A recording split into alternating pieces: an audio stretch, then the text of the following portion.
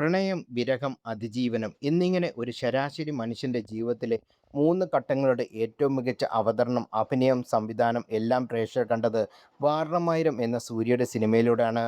സിനിമയ്ക്കപ്പുറം ജീവിതം വരച്ചുകാട്ടി കാലത്തിനോടൊപ്പം സഞ്ചരിച്ചു കൊണ്ടിരിക്കുന്ന പലരെയും ജീവിക്കാൻ പഠിപ്പിച്ച സിനിമ കൂടിയാണ് ഗൗതം വാസുദേവ് മേനോന്റെ ഏറ്റവും മികച്ച സൃഷ്ടികളിൽ ഒന്നായത് വാരണത്തിൽ ആയിരം. സിനിമയിൽ 3 നായികമാരുണ്ടെങ്കിലും സിനിമ കണ്ടു തീരുമ്പോൾ പ്രേക്ഷകരുടെ മനസ്സിൽ കുടിയേറുന്നത് സമീറ റെഡ്ഡി അവതരിപ്പിച്ച മേഘനയാണ്. സിനിമ റിലീസ് ചെയ്ത് 20 വർഷം പിന്നിടുമ്പോഴും ഷൂട്ടിംഗ് ഓർമ്മകൾ പങ്കുവെക്കുകയാണ് താരം.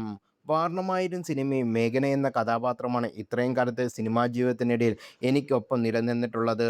ആ സിനിമ എത്രത്തോളം സ്പെഷ്യലാണെന്ന് വാക്കുകളിൽ വിവരിക്കാനാവില്ല. ഞാൻ എന്നെ തന്നെ അവതരിപ്പിക്കുന്നത് പോലെയാണ് ആ റോൾ ചെയ്തത് എന്ന് തോന്നിയത്. മേഘനയെ പോലാണ് ഞാൻ സംസാരിക്കുന്നതും നടക്കുന്നതും. അത് ചെയ്യൂ, ഇത് ചെയ്യൂ. ആ റോൾ ചെയ്യുന്ന സമയത്ത് ഗൗതം എനിക്ക് നിർദ്ദേശം തന്നതുമില്ല. വാരണമായിരം ഇറങ്ങിയിട്ട് 20 വർഷം പിന്നിടുന്നു. ഞാൻ ഇന്ന് ഒരു ഭാര്യയും അമ്മയുമാണ്. ഇപ്പോഴും എനിക്ക് ആ സിനിമയുടെ പേരിൽ ആളുകളുടെ സ്നേഹം ലഭിക്കുന്നു. ട്രൂ ലവ് എന്നാൽ ഇതാണ്.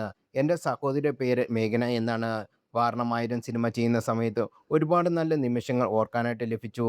സാൻ ഫ്രാൻസിസ്കോയിലാണ് ഷൂട്ട് നടക്കുമ്പോൾ ജ്യോതിക ദിയെ ഗർഭിണിയായിരുന്നു. അതിനാൽ തന്നെ ബേബി ക്ലോത്തിങ് വാങ്ങാൻ സൂര്യയ്ക്കൊപ്പം ഞാൻ ഷോപ്പിങ്ങിന് പോകുമായിരുന്നു. ഞാൻ ഒരുപാട് നടിമാർക്കൊപ്പം വർക്ക് ചെയ്തിട്ടുണ്ട്. അതിൽ ഏറ്റവും നല്ല സൗഹൃദമുള്ളത് സൂര്യയുമായിട്ടാണ്. ശുദ്ധമായ വ്യക്തിത്വമാണ് ആൾക്ക്. ഫാമിലി മാനാണ്. ജ്യോതികയും മക്കളുമാണ് അദ്ദേഹത്തിന് എല്ലാം. റൊമാൻസും ഡാൻസും എല്ലാം ചെയ്ത ശേഷം ഒരുമിച്ച് ബേബി ക്ലോത്തിങ് ഷോപ്പ് ചെയ്യാൻ പോകുന്നത് രസകരമായ ഒന്നാണ്. വളരെ പ്രൊഫഷണലാണ് സൂര്യ. ഒന്നിനെക്കുറിച്ചും ആകുലപ്പെടാതെ സീനിൽ ആവശ്യമുള്ളത് എന്താണോ അത് ഭംഗിയായി ചെയ്യും. വളരെ ഇൻട്രസ്റ്റിംഗ് ആയ മറ്റൊരു കാര്യമുണ്ട്.